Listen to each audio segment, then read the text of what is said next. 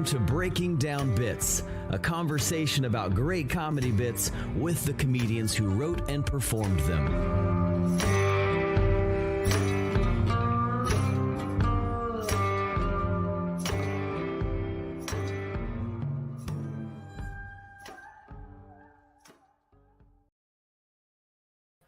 Welcome to Breaking Down Bits. I'm Brian Gendron. I'm Drew Jordan, and we're glad to be back at it. More comedy writing, performance, and behind the music, or sorry, not the music business, the business of comedy. This is not VH1.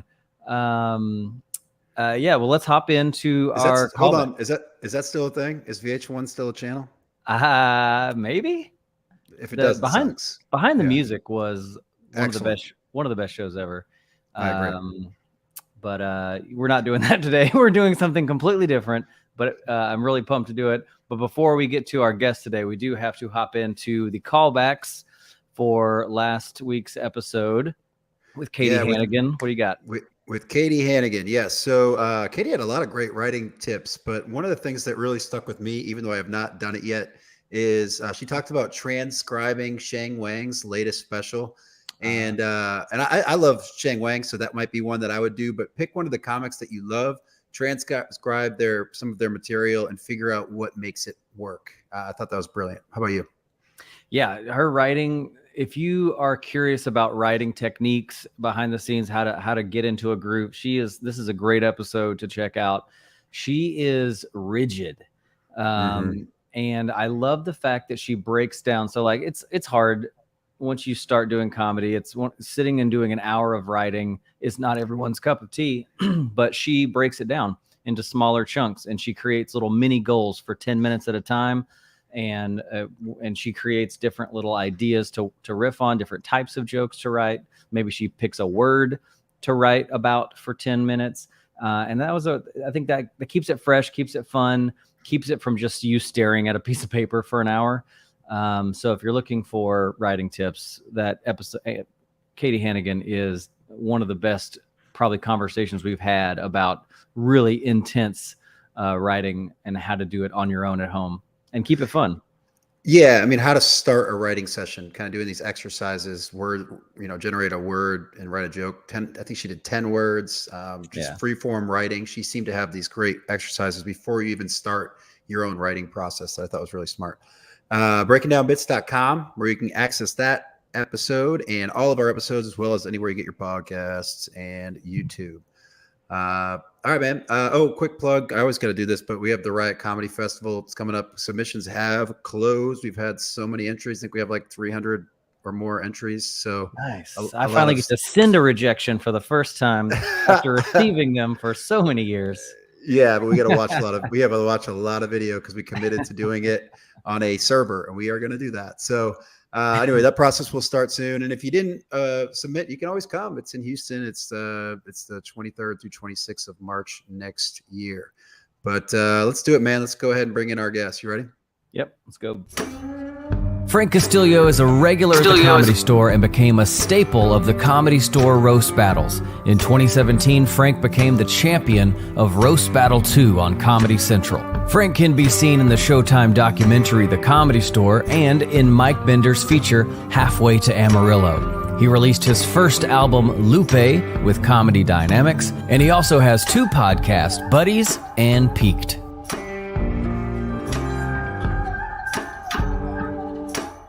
Felt cool. You know what I mean? Hey, Frank. This little recap. I was like, oh, sweet, I have done stuff. You've done a lot of stuff. Welcome to the show. You haven't done Breaking Down Bits yet, and let's get it started. We'll put that on the next reel. We'll have he's appeared on Breaking Down Bits. Well, we're happy thanks here, so much Frank. for coming to do it. Yeah, my pleasure, dude. It feels great. The weekend that we spent in Houston at the Riot was phenomenal. It was so much fun. Probably one of the best weekends I think I've ever had. Even though I was a little sick, it was still a blast. Very sick. I mean, Drew, he was laid out on the couch between shows, and then somehow he would pull it together and just be full on himself on stage. And I've talked to a few people about this, Frank. One thing you did after your show, which I thought was fun, it was terrifying, but it was fun, was we always have the birthdays in the crowd, you know? Yeah. And he would bring up either the birthday person or their significant other, and we would roast them, all the comics that were on the show. And Frank's a roast comic. I'm like, Right. fuck. And then I was like, here I am in the back. I'm writing for this chick, and then he brings up the spouse, and I'm like, no, dude. I was just like John Jones, just ripped. Yeah, and God. Eddie's like a kickboxer. He's massive, like ripped, like 6'4". Dude, he would have killed all of us. I hope he had a good sense of humor. He did. He had a great sense of humor. Well, then he was like, "You guys aren't done. We did like one round." He's like, yeah. "No, They more." were like, oh, shit. This feels like we're in the gym. He was like, no, that was just the first rep. Now we need more. I was like, oh no. Feels like this guy has a kink. Yeah. But yeah, we had so much fun with you as well, Frank. So, but yeah, let's do this, man. Let's talk about what got you there. What got you here? Maybe talk about the beginning of your career, how you got started, and then share with us maybe some of the breaks you've had along the way. Yeah. So I started in Temecula. So I lived in the Bay Area, then I moved to Temecula my senior year of high school, and then that's kind of where I started stand-up. And Temecula is like a military town on the way towards San Diego, and in between like Los Angeles, San Diego, more inland. So it was a weird spot to start stand-up because it was like a border patrol station was like right down the street. So like politically it was like an odd spot to do stand-up, but it was great because it kind of made me have to be, I don't know, not myself, but it was like, I'm from the Bay Area. So it was like a big melting pot of culture and people. So when I moved here, it was a very different kind of mindset. So it definitely always felt like I was at a place, but also it didn't make me feel like I couldn't say what I needed to say when I was on stage. Like I was just fucking around having fun. And then I moved to Los Angeles because I worked at the Pechanga Resort and Casino, and they had a comedy club there, and that's where I'd meet a lot of the headliners. So I met like Jesus Trejo, Steve Trevino, like Adam Ray, all these big guys. And then Jesus was kind of the one who was like, are you going to move to Los Angeles and come to the store? Because like, are you just going to be like a big fish in a small pond, or are you going to move to like Los Angeles? And then I thought about it for like a while, and then I was up for this server job, and that I was like everyone that I worked with at this restaurant that we started, because it was like the new restaurant, everyone that worked there, they all got promoted over me. So then when finally it was like I was about to get the server job, it was me and this other guy, and they just picked the other guy. And I remember being so fucking mad, and my manager at the time was just kind of like, this is a great thing to happen.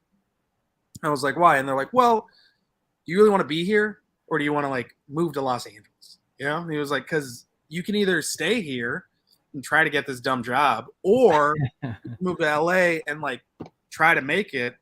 And if you are the best there, then things will go great. And if you're not, you'll either get good enough to be the best, or you'll just move back home. And after like talking to my manager, I was just kind of like, and this wasn't like a famous manager, and it was like a manager at a restaurant. Like this guy was just like my homie that like worked at a really nice restaurant. And that's when I was like, oh, I got to move. I remember I called my mom. She was like, don't do it. And I remember I called my dad, and he was like, absolutely do it. Because you don't have any kids. He was like, you're fucking, what, 21, 22? He was like, now's the time to fuck up and do shit like this. And then I did. I moved. Me and my friend moved. I worked in Los Angeles. I made sure to have a job lined up. So I worked for like 3 to 4 months before I even did any stand-up or anything, because I needed to make sure I was like financially stable to stay, to have like longevity. And then I started hanging out at the store for about 2 years, just doing the open mics, trying to get in. And I think might have been about a year and a half in until I finally got the door guy job. And that was kind of the big break. But before that, I started doing the roast battle. So it was just an open mic, and then roast battle was like a segment that would happen in the middle of the open mic. So by doing those roast battles, like my stand-up was fucking terrible, but roast battle helped me learn how to write jokes and be better at it. And then through that, the talent coordinator saw me, employees at the store saw me, because it became such a hot underground show. Like the room would pack out, like just fucking packed to the gills. No audience, just comedy. So it really was like the thing where it was like, you know, if you fucking roasted this shit out of a pretty well-known comic, or like a guy that was dope in the scene, that kind of got you some street cred. So for me, it was like, I wanted a job at the store.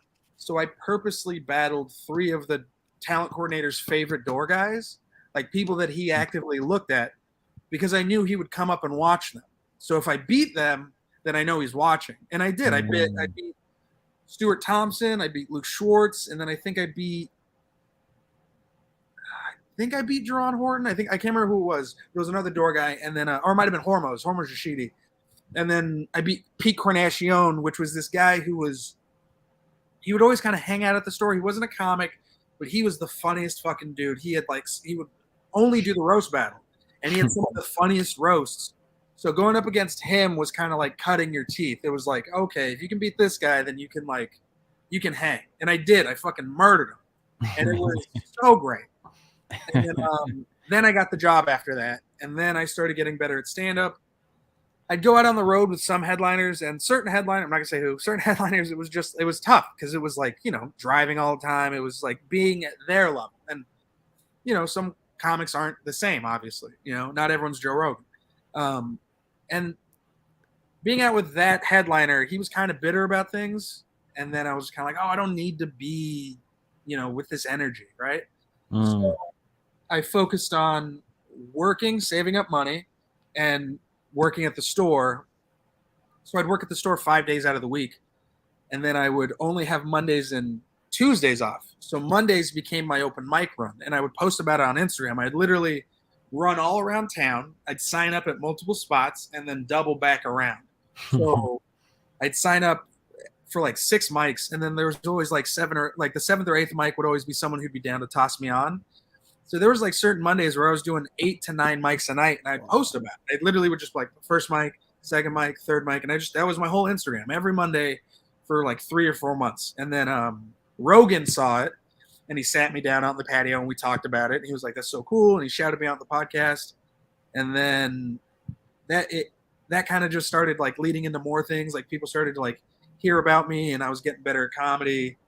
And then the roast battle happened, which was the big TV show. And then I remember I won that, and that was huge. And then everyone was like, it was so funny because they were like, I got a manager immediately. Like, I won the finals, everything's dropping, the cameras turn off, and then there's like a tap on my shoulder, and it's some guy. And he's like, I'm from so-and-so, blah, blah, blah. I definitely want to sit down and have a meeting with you. I was like, all right, sweet. You want my number? They're like, we got it. And I was like, all right, man. And so that really changed my life. But it was so funny because the first manager I got really just wasn't the one that I needed. He didn't know what to do with me. And then I kind of sat on the back burner for like 2 years, which was fine because like I was just doing my own shit, which was like I wanted to focus on stand-up. So they tried to get me to like headline right at the gate, and I was like, nah. I was like, I don't want to fucking shoot myself in the foot. I'd rather make sure I have it, and then it's a marathon, not a race for me. So I started going on the road with like Joe Jeselnik took me on the road, Ran Azizi, Adam Ray. I pretty much went on the road with everyone on that lineup. Nice. And, I was just focusing on that, and I had like money from the roast battle, so I also like traveled. Like I went to Japan, I went to all these different scenes because it was like, well, I can't headline yet, but I could definitely go hang out and get on all these shows and just do that. And that's what I did. I just went like to different shows, just did shit, and just was on the road, just getting as much stage time as I could. And then I went back to the store and still became a door guy, worked there because I was like, I want to be a paid regular. And I think leading up to it, Mo Amer and who else? Bert Kreischer were taking me on the road. So when they were showcasing, Adam watches you for like 4 or 5 weeks. So every weekend I was on the road opening up for someone doing like 25, 30s. And that time between roast battle and then getting past was like, it wasn't like angry or crazy, but it was definitely like I didn't get on any festivals. I didn't like really do any of these things, but I was going on the road all the time. Like I was a heavy feature. Mm-hmm.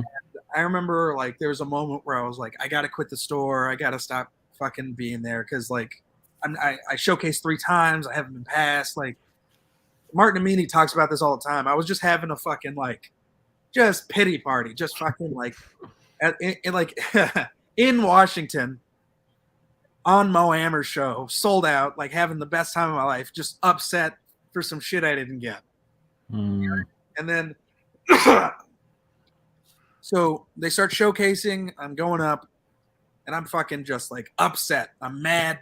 I'm fucking delivering my best shit. Like you could feel the energy. Like I'm just fucking like I want it so bad. And I remember I was like, I'd get off stage and I just look at Adam. Like I'd fucking like, what else do I have to fucking do, man? Like, and I think that energy got me past because it was like this final stop. Like, I fucking need this. And it like brought me to the next level. And then after that, Adam passed me and it was like the greatest fucking moment of my life. He passed me in the spot he hired me in as a door guy, cried the whole night, called my dad, called everybody, dog. It was so funny because when he passed me, I started crying. And then he was like, you can't tell anyone, we're going to announce it tomorrow. And I had to like leave. And people were like, is Frank okay? And I was like, yeah, it was just the greatest. That was like one of the greatest moments of my life was getting past. And we got to see it. Did you see it on the Showtime thing?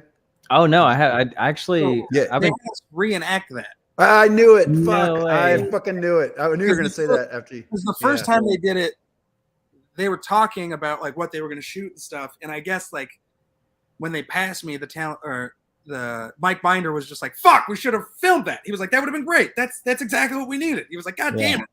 So then afterwards, they're like, we're going to have you reenact that. And they had me do it like 3 or 4 times. And I was like, guys, this is like the greatest moment of my life. How do you expect both of us to relive that? You know what I mean? Right. So, but yeah, it was still like solid. It felt good. I mean, it still felt real. I don't know. I mean, I had a feeling.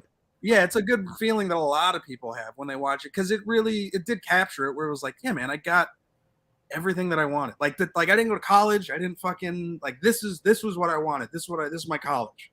My name on that wall. Beats that server job. Yeah. I went back and the guy who got the job was still working there. And I remember he served me and he was cool. He's always a cool dude. But I just remember looking at him and I was like, oh, it's been like 6 years, 7 years, and you're still here. And like, it's fine. You know what I mean? All the other servers are gone. The old manager used to have is gone. Like everyone's changed. And I was just like, damn, this could have been me. Because the thing with that server job is it's a good paying job. You make a lot of good money, good hours. You're out by 4 p.m. Like it's a breakfast restaurant for the golf course. So after doing that, I was just like, oh, I could like you could buy a house, a car, but that could be your life 5 days out of the week serving at this place, and then that's it. And I was like, yeah, no, I'd have went crazy. Yeah, I think you made the right choice. Yeah, I feel like it. So you think? I mean, it sounds like the roast battle stuff. Did you before you like started doing the roast battles at that mic? Did you follow roast battles, or was that kind of the origin of them before it kind of became a thing? Yeah, that was the origin. It was the open mic, and then I remember I asked Brian Moses. I was like, "Hey, do you need someone to play music?" Blah blah. Blah. And he was like, "Sure." And then because it was just an open mic, it was literally an open mic with a bucket, people names out, and then fight happened between 2 comics, and they were like, "We just got the room back, we can't lose it.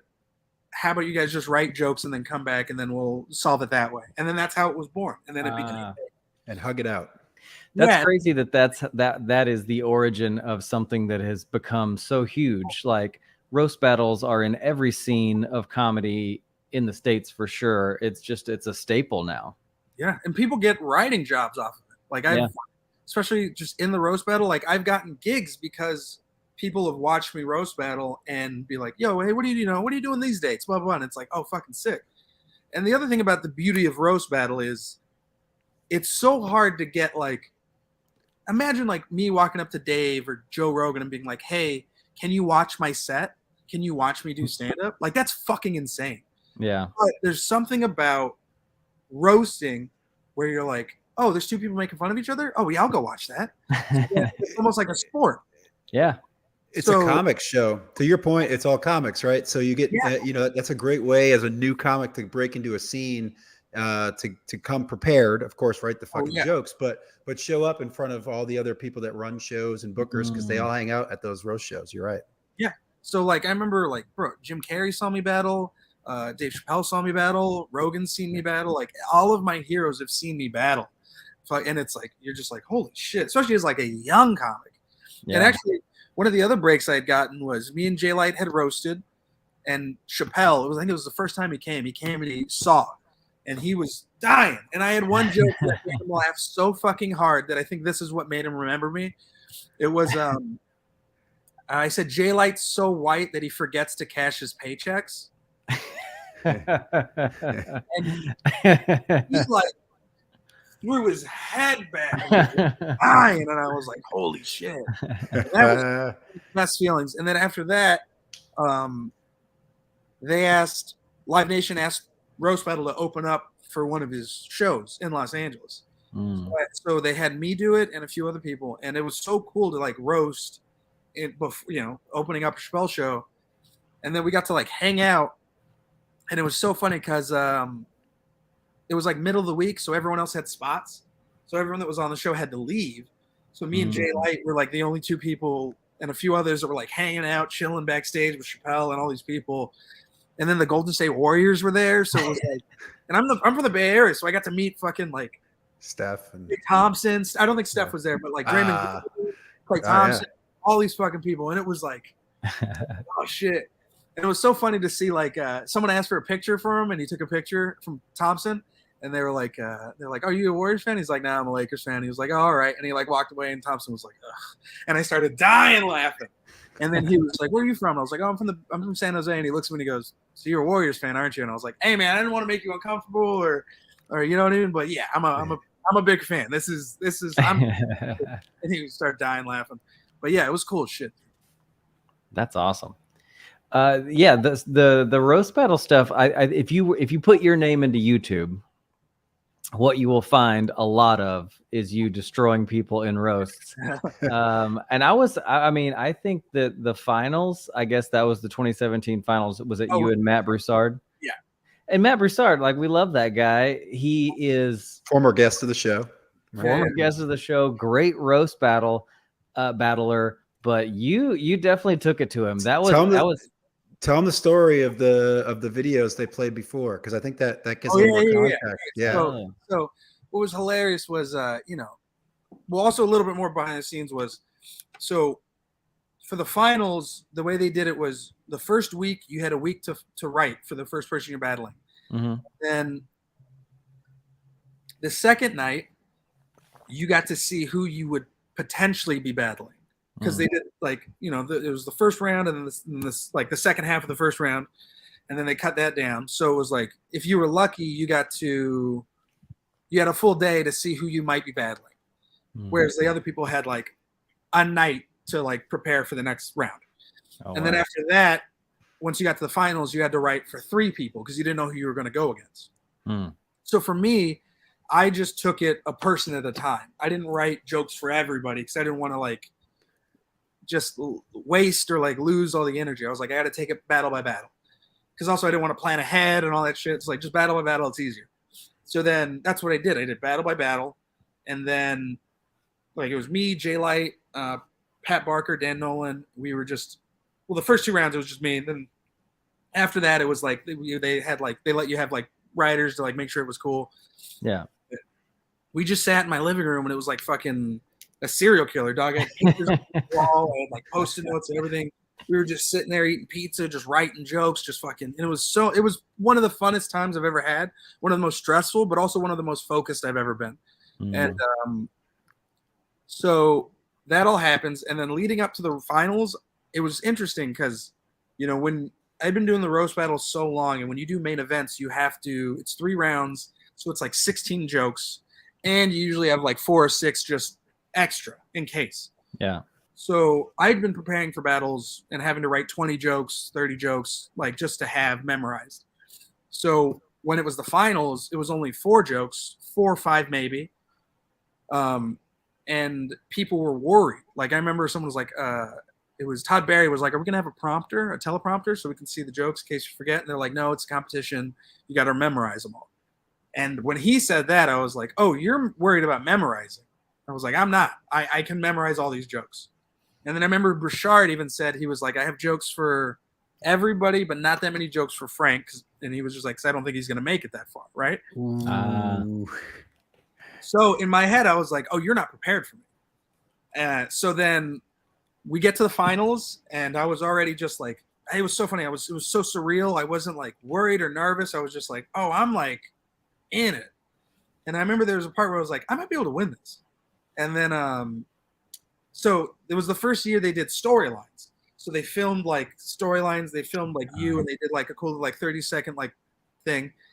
And it was so funny because mine was like, hey, I'm a door guy. I check IDs here at the club. I've worked here for like 6 years. These are all my other friends that are door guys. It's a fraternity here, like blah, blah, blah, blah. I got to learn everything that I've learned here and put it on stage, blah, blah, blah. Like, this is my dad, this is my mom. They live in like the Bay Area. I come from like a poor family, like all this shit, right? And then they do Matthew Bouchard's video second, and everyone was like, you were going to win immediately. Matthew Bouchard's video was just like, hey, these are the little figurines. I draw. I write funny, like, funny trivia jokes. Puns, yeah. This is a model of the trophy I hope I win. It was like, my dad's a doctor, my mom's a scientist, my brother's a lawyer, so I really hope I win this. And everyone was like, nah. And then he leaned too much on the racist stuff, which is fine, and then that like fucked him. And then he stumbled, and then like I just had everything ready. I was like, oh, okay. Yeah, watching that, you can tell that little bit of extra information helps, because it did seem like the audience from the get-go was not really open to hearing anything he had to say. Like they gave you all the attention and all the reaction, and literally he just was not getting that crowd's reactions at all. And it's so funny because Moses even said it afterwards. He goes, it's so fucking cheesy. He was like, but you couldn't. He was like, if you wrote this the way that the season panned out, it would be so cheesy. He was like, but the fact that it happened naturally and it just worked that way. He was like, it was fucking like, like it meant something. It sounds so weird to say that, but I remember because all those guys that watched the show, all the young comics, those are kids that I did mics with. Yeah. I won that show on national TV, still working at the store. The night before the finals, I couldn't get my shift covered. So, like, I'm checking IDs, writing jokes, memorizing, and then I had to change the marquee for the next day. And across the street is literally, it says the finals. Frank Castillo versus blah, blah, blah, blah. And I'm, like, changing the marquee. You know what I mean? And I remember Zach Amico took a picture. He was like, and he posted it the day after. He was like, just so you guys all know, the night before, Frank was doing this. This is the realest motherfucker, blah, blah. And then I had another comic that I did open mics with. It was just a cool dude. Always respected, always loved. He posted this big thing, and he was like, this was a real tough year for me. All this family shit. Comedy's always rough. But he was like, but watching Frank win, it felt like it was a win for everybody. It's like it felt like it was a win for all of the Los Angeles scene, and it just felt good. Yeah. Tell us about the memorization. Do you have a certain technique? Because one of the things, we have a real show in our room, and everybody's staring at their fucking phones. And as a producer, I'm like, oh, this looks like shit. Like, can't you guys memorize your jokes? Yeah. So I sit and I used to do theater, so it was same thing like memorizing lines. You just start off with. So what I would do is when I'm memorizing anything, I'll do one line. And I'll just say it till I know it. And then I move on to the second line. But I'll do the first line and then the second line. So I'm constantly doing that. And I'll do it all the way up till I have it all. And then I'll do it backwards the same way. And then that way you can do it front and back and you just have it. Nice. Wait, you mean front? What do you mean forwards and backwards? So like I'll memorize. So I'll have the jokes written out 1 through 10. So I'll do gotcha. 1, 2, 1, 2, 3, 1, 2, 3, 4, and then after that I'll go 10, 9, 10, 9, 8, 10, 9, 8, 7, and then I'll just do that back and forth. And then by that you will remember it. Yeah. I mean, memorization is one of the hardest things. For some reason, I struggle with that for new jokes. Or I have a mental block because I do find that when I'm on stage, I've almost never forgotten a joke. Of course. But leading up to going on stage, I'm free. I'm like, have I ever written any jokes? I don't even know. And the roast ones are tough because you're always writing them in a short time frame. You're always finding out who you're doing, maybe a couple of weeks before. So it's not like, your material that you've worked at open mics and stuff like that. Do you take, what's your process for once you write a joke to test it? Cause you can't really take those to open mics per se. I would bring a picture. I'd bring a picture of the person I'm roasting. And I've seen people do that. The guy roasting, I'm just gonna read these jokes, and then like That's people so would, good. oh, shit, yeah. Okay, that's fun. And I also would record it and then just play it back. Even when I was sleeping, I would like loop it, and then I would just play it, and then I just go to sleep. And then when I'd wake up, I just still have it playing. You're just listening to insults of people as a lullaby. After a while, my wife was like, "You got to stop battling because you're just so mean all the time." And I was like, "Oh, okay, you're right." It's a great call out though. You use those open mics to work out anything. I love that. And whenever people, and there's certain people like who complain about open mics, and it's like, yeah, man, I'm trying to get the fuck out of here. You know what I mean? Yeah. Like if you're sitting complaining about an open mic, then you're not doing the job to get out of this spot. That's true. That's true. Yeah.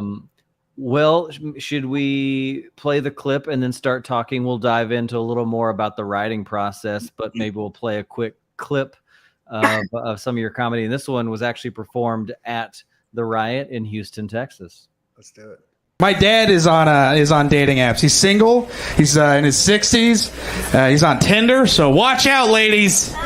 He will swipe right and he will fuck the shit out of you. And you will be my stepmom for 2 weeks. I feel like I'm raising a goddamn college kid. He's out of the house, or all of his kids are out of the house. He's got his own place. He's got a good job. And he'll just call me and brag about being single on Tinder. He's like, you can set your radius to a mile? I'm like, why? He's like, because I don't want to walk too far, dog. I got bad knees.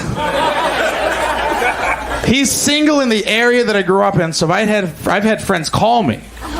Yeah. And be like, yo, I saw your dad on a date last night. I'm like, where? And they're like, at my house.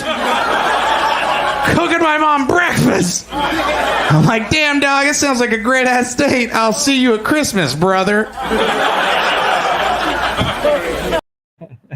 Nice. Oh, that's good. That's good. Oh, man. So what we always start off talking about writing with is basically just giving you the open-ended question. Answer however you want. How does Frank Castillo write comedy? A lot of my comedy is like a lot of like the big bits are based on like my family or like something that's directly happened to me.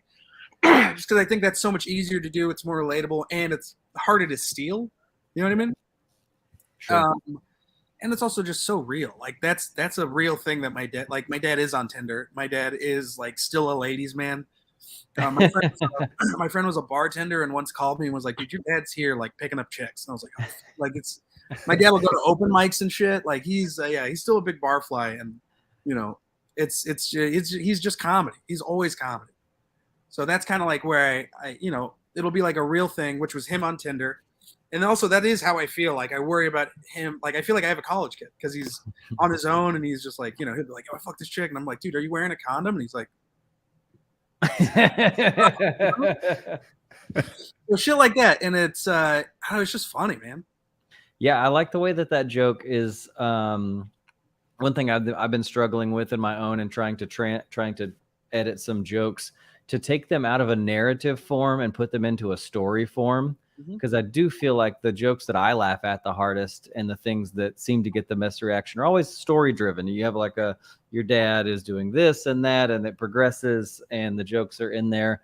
Do you always write that way, or do you, because maybe, who's to say some of the stuff that ends up being a story in a joke form wasn't really exactly a story in your head or in real life, and you have to kind of turn it into one? Yeah, I usually try to write in a very conversational type of deal. You know what I mean? Like I try to bring it as much as like when you're hanging out with a bunch of friends and you guys are all just talking shit. Like I've always liked that idea of like the funny cousin that you can bring anywhere that's just like, just has a story and all that stuff. And it also reminds me a lot of my family. So my family talks that way. Like my uncle Haya is like the story guy. He'll tell like the same 3 stories, but every time he fucking tells it, there's something new. There's something better. He's always just been like very animated. Like if I could just tape him without him knowing, telling a story and show it, people would lose their minds because he's just so funny. But like you get him in front of anyone, he's like, it's like you can only be like that around people that he's comfortable with, like anyone else, right? So that's kind of the way I try to approach things, is like to be very conversational, to be very like, we're friends and stuff. So it feels more like real and connection. Some stuff I do write that isn't like narrative, it's just like a joke, right? Like that shooting bit that I have, which is like my favorite bit right now. Shit like that. Like these are all just like small things I kind of like, that are just like weird little thoughts I have that are like, all right, I could do this. And then when you bring it back into like real family and stuff, it's a little easier, because then they're like, oh, okay, like he's still like a person. You know what I mean? Yeah. And you do, when you talk about making it interactive and conversational, like leading into that bit in most of your bits, you were talking about in that specific tape, you were talking to somebody about a dating app called Zeus. And then now everybody in the room's on board with, hey, we're talking about dating apps. We've related it to at least one person in the audience. And now we're talking about your experience. So it makes it even another layer of relatability and conversational. And I saw you do that time and time again with your bits, like the school shooting bit. You're always like, is there a teacher in the audience? And, there's an uproarious, usually one of them goes nuts, and that's going to happen. And man, my favorite one of those shows was, I remember there was like a group of teachers that were like, we're teachers. Yep. We didn't like that. And then there was one lady who had just retired from being a teacher, and she was like naming the students that she fucking wanted to get killed. And I was like, this is my favorite. Oh, that's fun. What, so what do you, as far as your writing, are you a pen to paper guy? You got a spreadsheet? How do you collect all your ideas to keep? I have hardcore ADHD. Usually with me, it's like if I sit down and try to write, it's a little tougher, but I have to listen to my sets. If I listen to my sets, then it's like I can think of things immediately. Like I'm like, oh, I could just do this. And then like, that's when I'll start to write it down. And if there's like a thing that I think is funny, I'll write it down. And then I'll try to write it down exactly how I hear it in my head. And then when I go on stage, I'll say it. And then I start to build on it after that, where it's like, it's not tough finding the pieces, but it's like, sometimes it'll just come so quickly and I'm like, oh, this is it. Other times it's very, very tough. And you're like trying to figure it out. And then it'll finally click. And you're like, oh, thank God. But what I usually try to do is when I go up and I'm doing a set, I'll write out all the shit that I have. That's like my current set list, right? And I'll think of like one or two jokes that I'm working on, then I'll put them in there, and then I go from there. But I always make it a concerted effort to do the new bits, because it's so easy to get used to doing well and to enjoy the laughter and not fuck around. Yeah, that like you'll just forget, and you'll be like, oh, I didn't do the work. I didn't actually work. I just kind of jerked off, Yeah, it's once you have a set that works, then it's a battle sometimes to be like, okay, now I have to do something uncomfortable and tell a joke that I don't know is going to work, because why wouldn't you just do the set that kills? Like, why would you stop doing that? That's a struggle for sure. But it also just becomes easier the longer you do it, because you realize that the comic you were when you first started writing those jokes, it's not the same comic you are now, and you just have a better tool set. There's a book that I read, Stephen King's On Writing, which is so good. He just talks about the toolbox of a writer, because at the end of the day, all comics, we are writers. We have to write, we have to do this thing, and it just helps you, where you're like, oh, okay, these are exercises, these are things I could do that'll make me better as a writer down the line. Book recommendations, Drew. All right. Yeah, we haven't had a book recommendation on the pod in a while, especially not from someone like Stephen King. Yeah, Stephen King. Most time it's like the comedy Bible. It was just about writing, and that's why I loved it, because he was just like, he talked about it. He was like, this is what the writer's process. The War of Art's also a great one. I do like that. Yeah, that one is really good, and that's one you can pick up at any time and still read and be like, okay, fuck, I got to kick myself in the ass. Sometimes you need those inspirational books that just like kick you in the ass to get going and get back in it, because it's like, I just moved to New York, and being someone who's just been here for 3 months, it's really easy to get discouraged because I don't know many people here. The open mics, like from a small market like Houston, or smaller market like Houston, you'll still have open mics with people there, with audience members. Here you're just performing to other comics. No people are there, and no one's paying attention. It can be really depressing, and I've definitely struggled to be like keeping the energy up and keeping the intensity of wanting to do more. And so sometimes a book like that really helps. the grass is always greener on the other side. Because in Los Angeles, they're telling us how great New York is, or they're just like, there's packed open mics everywhere for as far as the eye can see. Well, there is a million open mics, but you are performing to just other comics, for sure. But there are shows. One thing very interesting about New York is there's shows under every bridge and tunnel and back room of every dive bar. Like there is comedy. If you can, get booked on some shows, you can perform a ton. It is awesome in that respect. But being the new guy in town is always tough. Yeah. What other writing stuff do we want to get into? Preparing for a set, as you're developing your set lists. Tell us about that. So I usually I'll just write it out. I always try to change up the set. But yeah, I usually have one joke that's usually my opening joke, and then I go from there. Because I also I like having the set rigid, but if something changes, then it's I'll just adapt. Because that's the other thing about it. It's still live entertainment. I remember I watched I did a show. I was headlining, and it wasn't the best. It was just kind of tell everyone was tired.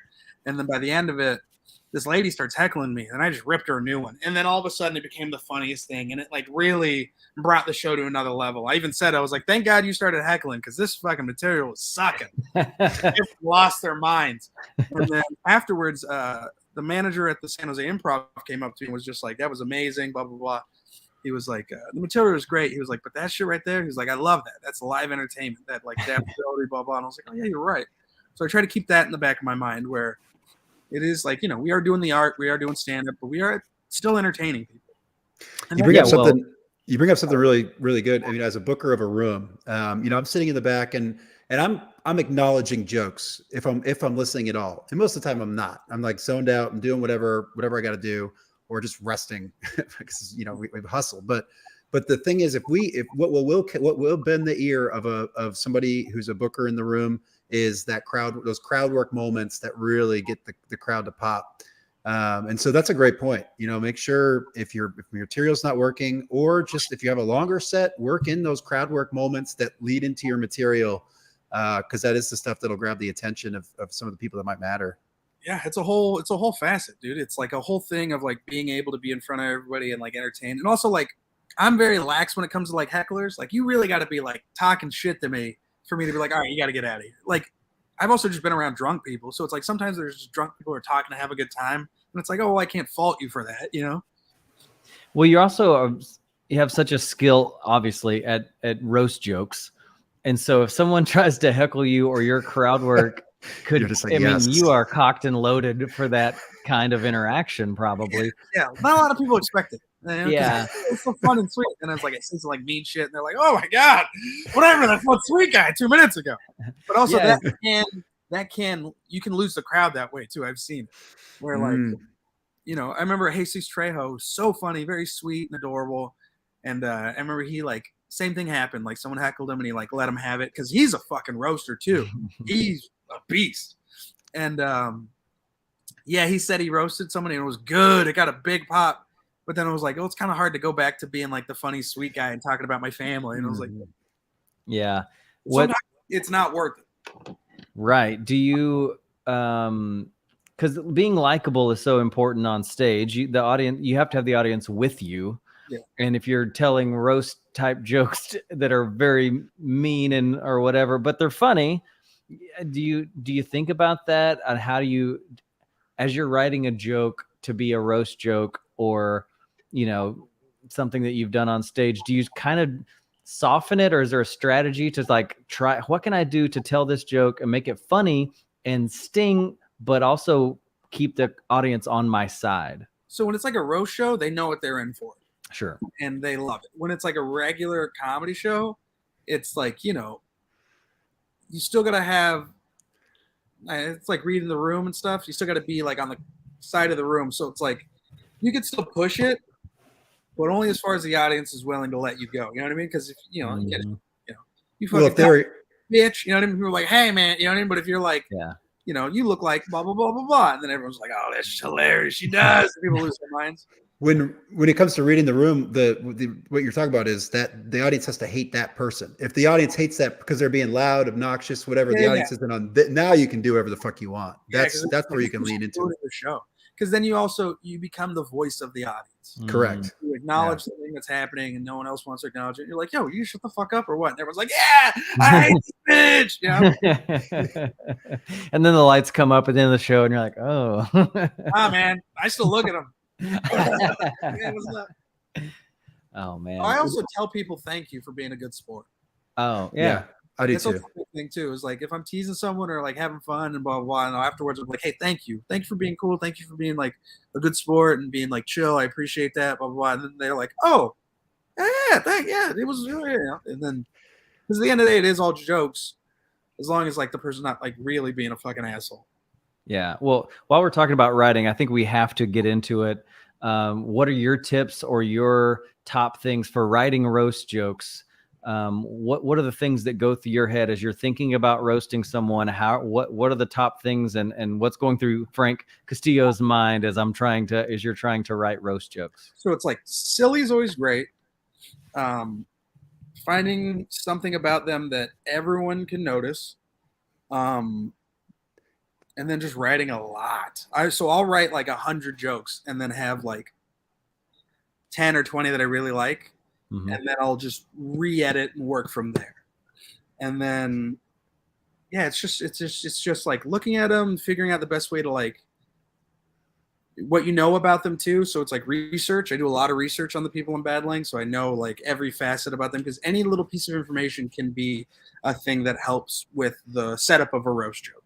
Sure. You know? So yeah, that's pretty much it. It's like research, writing a lot, still being funny and silly, and then also just trying to figure out the thing that everyone notices, but you could get everyone to notice at the same time. That last one, right before I went on, Frank's like, "Hey, we're gonna do the roast thing again," and I was like, "Oh fuck, dude!" I'm like terrified, and he's like, "No, roasting's real simple. Just find the one thing that everybody notices and call it out." And I was like, "That was the best tip I got." Yeah. So like, I remember, God damn it, there was I just remember a comic making fun of another comic, and they had hit them with something that was so specific that like everyone noticed it, but it was almost like everyone didn't. Like because he said it, people were like, "Oh yeah," and then there was like 3 seconds a delay, and then everyone realized what they were talking about, and then it just fucking murdered. You almost feel the laugh just fucking. Yeah, when you're doing this research on people, and something that I think that when you're battling not famous, not well-known comics, it's different. Like in Houston, when we were doing the roast battle, you know, I know things in the comics, we know things about each other, but they're not public knowledge. These are not public famous people. Is there a strategy that you use to expose that information before the joke? So it's also like, you know, it's just one of those things that like, you just put it in the setup. You know what I mean? So, and you're giving them the information as you're telling them the joke.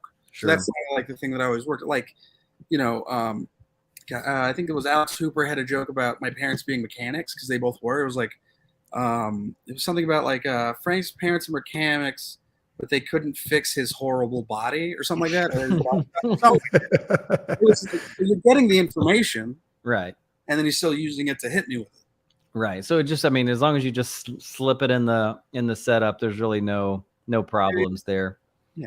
I mean, some people try to make it too wordy and they throw like everything like concisely put it in the setup. Yeah. And the other thing is if you're doing multiple jokes, you can actually build it to where it's like first joke, this information, second joke, a little more information, third joke is about the first two things of information you gave them. I've seen that work. People go on a run of jokes with the same setup. They just kind of stick on, you know, one thing.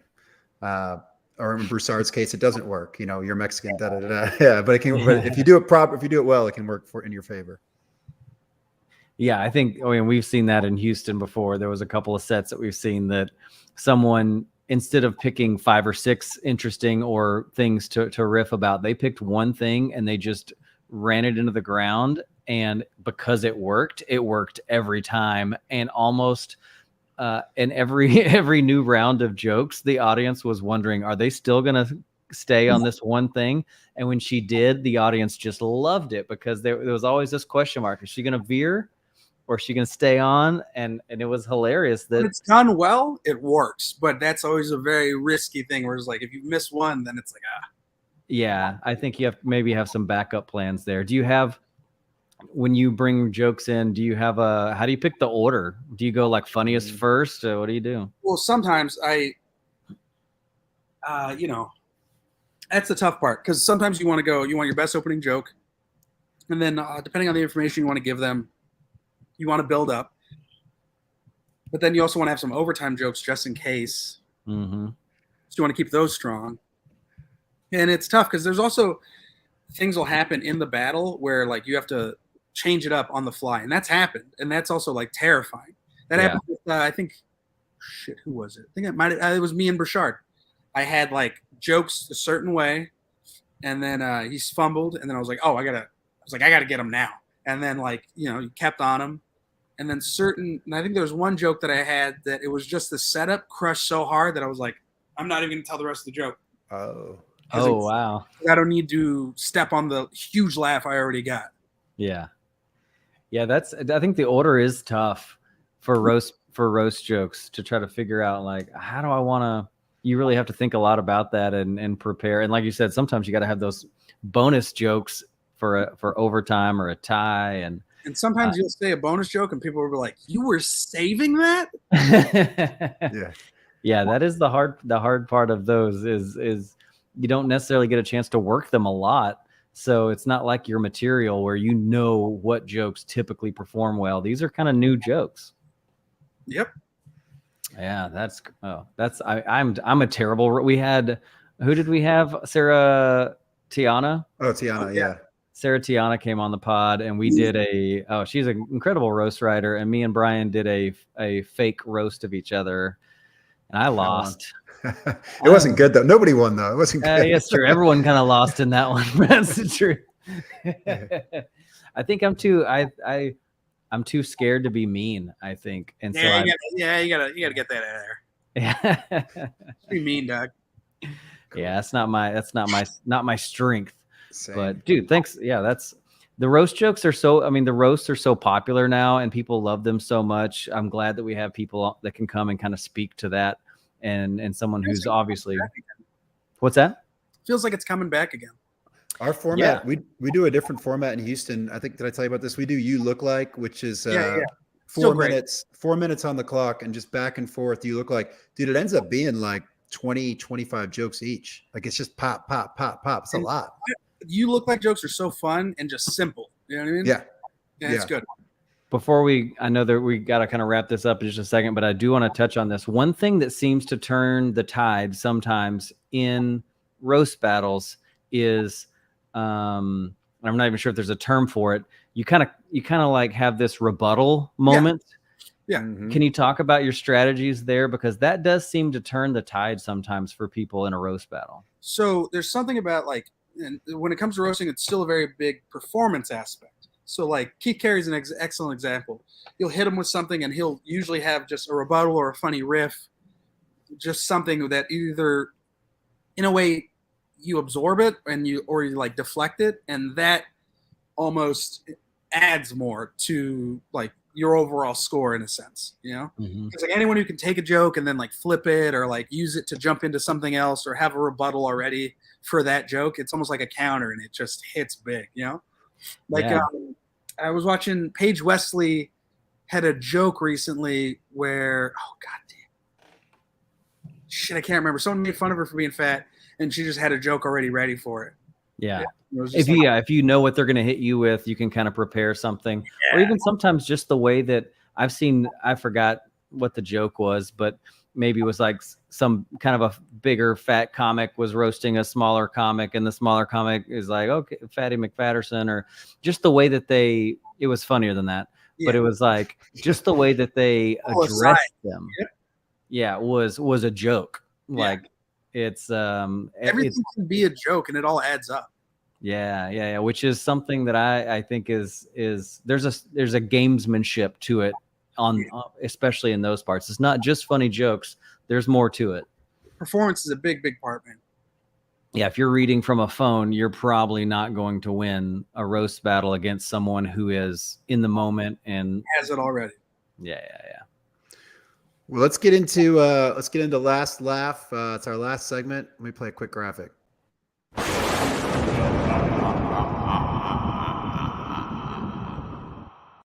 All right, oh, it's weird, Frank. I'm sorry. But this is how this works, man. This is your last joke to be remembered by. It's the joke that you have on your tombstone. Frank Castillo, what is your last laugh? Damn. It's gonna be a roast joke, I feel like, but not. There was actually no. There's just one really dumb joke that I think is so funny. It's a street joke, and it's why are orphans bad at baseball?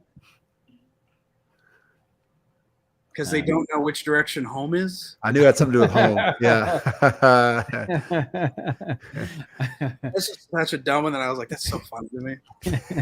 And you can have like a baseball themed headstone or something. Yeah. You know, play into the theme. Just make people feel sad on that. Yeah, just it's what you're going for. If you're not going to put a dark joke on a headstone, what are you doing? Well, Frank, thanks for being with us, man. Tell people where they can find you, and we'll land the plane. Frank Castillo on Instagram. I have a link tree. You can see all the podcasts and just different spots I'll be doing. But yeah, Frank Castillo on Instagram. Get them. Check out the special Lupe everywhere. Oh yeah, I should probably plug that. Lupe on Spotify. It's the album I put out, and then yeah, I think that's pretty much all I got going on. I'm sure I've got other stuff, but I'm just terrible when it comes to looking at my calendar. Catch you at the store if you're in Yeah, LA. I'm looking all the time. Yeah. Hell yeah. Roast I'll be out battles there on soon. So good. Absolutely. Thanks again, Frank. Thanks everybody for joining us. We'll Thanks, see y'all Frank. later. Till next time.